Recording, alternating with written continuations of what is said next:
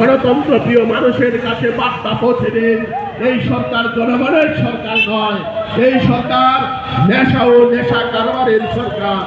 আমরা এই রাজ্যের মরণদায়ক নেশা বাণিজ্যের পিছনে মূল কাণ্ডারি কারা, তাদের প্রতিশ্রুতি কোথায় গেল? বিজেপি সরকার জবাব চাই, জবাব দাও, জবাব দাও। জবলাল লাল জবলাল লাল জবলাল লাল লহরাएगा, तब होश ठिकाने आएगा, तब होश ठिकाने आएगा, जबलाल लाल जबलाल लाल जबलाल लाल लहराएगा। ভারতের গণতান্ত্রিক যুব ফেডারেশন ডুকরি মহকুমা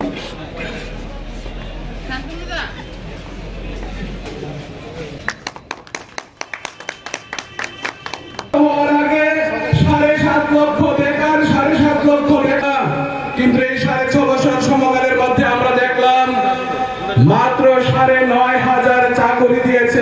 যদি আপনারা সঠিক পথে থাকতেন, আপনাদের কথা মানুষ হৃদয় দিয়ে গ্রহণ করত, তাহলে আপনাদেরকে এগুলো করতে হতো না। আসলে আপনারা জানেন, এই ত্রিপুরার বুকে অন্যান্য রাজ্যের মতো এখানকার মানুষকে বিভ্রান্ত করে আপনারা ক্ষমতা দখল করেছেন। আর ক্ষমতা দখল করবার পরে আপনারা যে কাজ করছেন, এখানকার মানুষ আপনাদের বিরুদ্ধে ক্ষুব্ধ হচ্ছে, তাদের মধ্যে ক্ষোভ জমছে, আর এই ক্ষোভের পরিমাণ প্রতিদিন একটু একটু করে বাড়ছে। ত্রিপুরার মানুষ আবার তৈরি হয়েছে ত্রিপুরাকে বামপন্থীদের নেতৃত্বে আরেকটা নতুন সকাল নিয়ে এসে এগিয়ে নিয়ে যাবার শপথ গ্রহণ করছে।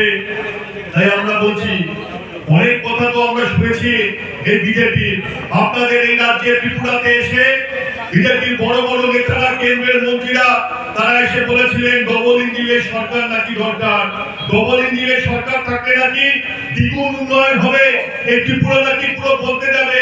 আজকে কি বলতেছে? কোনো কিছু বলতেছে, ওই কসমেটিক কিছু হচ্ছে, উন্নতি চোখে আমাদের পড়ে, ওগুলোকে আমরা উন্নতি বলি না। মানুষের জীবনের যদি প্রতিদিনকার মৌলিক যন্ত্রণাগুলো সমাধান না করতে পারে সরকার, তাহলে সেই সরকার কি কাজ করছে? শুধু দুটো আলো লাগিয়ে, ওই রাস্তাতে এলইডি লাইট লাগিয়ে সেটাকে কখনো হচ্ছে উন্নয়ন বলা যায় না। আজকে কি অবস্থা? বেকার যুবরা এই ত্রিপুরার বুকে তারা আজকে পরিযায়ী শ্রমিক হয়ে অন্য রাজ্যে কাজ করতে যাচ্ছে। এমন অবস্থা, তারা কাজ করতে যাচ্ছে বুকে আশা নিয়ে যে বাইরের রাজ্যে কাজ করে তারা এখানকার পরিবারের মুখে দু মুঠো অন্ন তুলে দেবে। কিন্তু কি হচ্ছে? আমরা দেখছি তারা বাইরে কাজ করতে গিয়ে যখন দুর্ঘটনাগ্রস্ত হচ্ছে, কফিনে করে তাদের লাশ হচ্ছে ত্রিপুরার বুকে আসছে।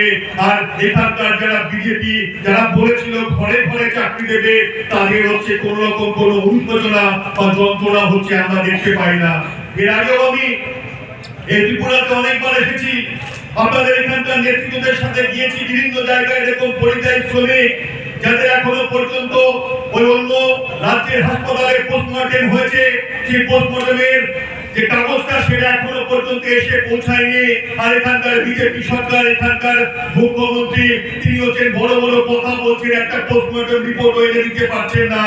একবারের জন্য বিজেপি এখানকার কোন নেতা মন্ত্রী তারা সেই পরিযায়ী শ্রমিকের যার মৃত্যু হয়েছে তার বাড়িতে হচ্ছে যাননি।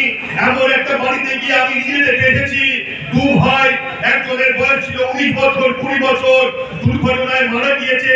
তার বাবা আমাদের সামনে চোখের জল ফেলতে ফেলতে সেই দুই ছেলের ছবি হাতে নিয়ে বলেছে যে আমার বাড়িতে 1 টাকাও ক্ষতিপূরণের টাকা পৌঁছায়নি, কোম্পানি অল্প কিছু টাকা দিয়েছে।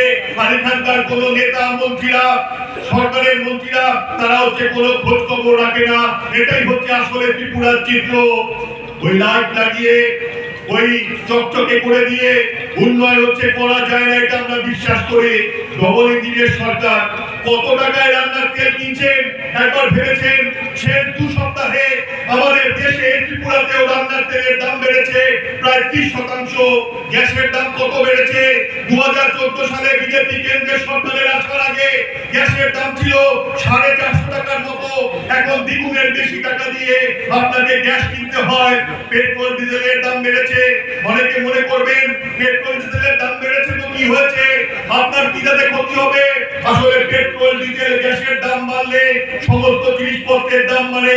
এখনো আমাদের সারা দেশে ওই ডিজেল চালিত গাড়িতে করে মাল আদান প্রদান করা হয়, তাই এই সমস্ত জিনিসের দাম বাড়লে জিনিসপত্রের দাম বাড়ে, মানুষের নাভিশ্বাস উঠে যাচ্ছে। এটাই তো ডবল ইঞ্জিনের সরকার।